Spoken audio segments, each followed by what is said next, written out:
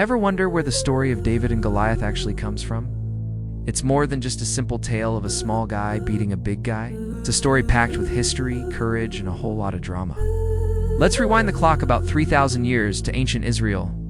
At this time, two nations were locked in a bitter struggle for control of the land: the Israelites and the Philistines. The Israelites, led by their first king, Saul, were trying to establish their kingdom. The Philistines, a powerful seafaring people who settled along the coast, were their biggest rivals. They were technologically advanced for their time, especially in iron making, which gave them superior weapons and chariots.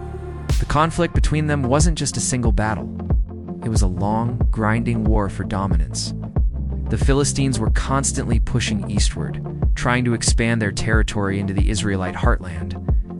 The Israelites, often outmatched, were fighting for their very survival, for their homes, their families, and their faith.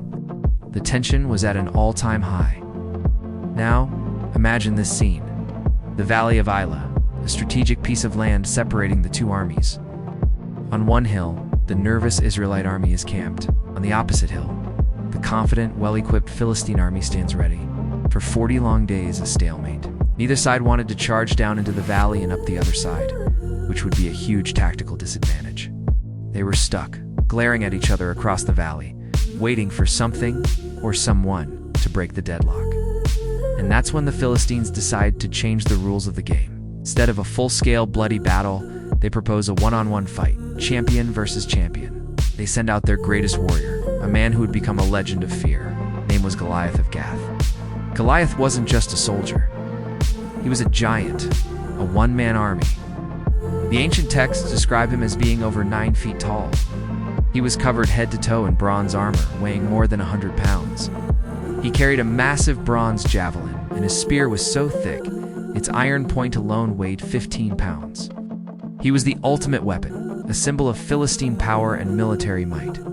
Every morning and every evening for 40 days, Goliath would stride into the valley.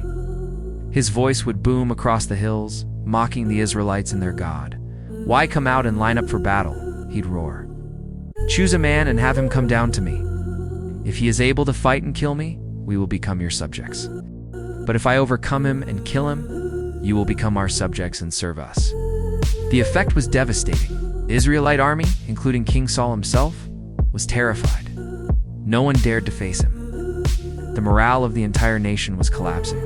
They felt hopeless, believing no mortal man could possibly defeat this giant. Their faith was shaken, and their army was paralyzed by fear. It seemed like their fight was already lost before it had even begun.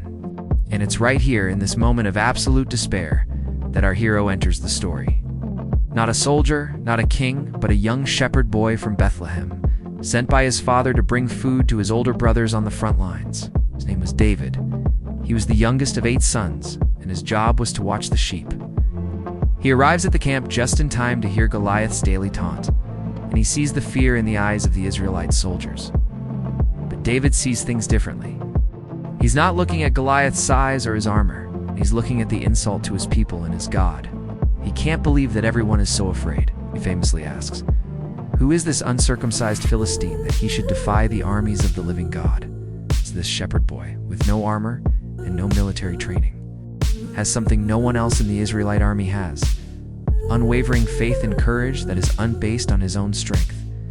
While everyone else saw an unbeatable giant, David saw an opportunity to defend his nation's honor. What happens next would change the course of history and become one of the most inspiring stories ever told. Thanks for watching. If you want to find out how David pulls off the impossible, make sure to hit that subscribe button and turn on notifications for our next video. You won't want to miss it. See you next time.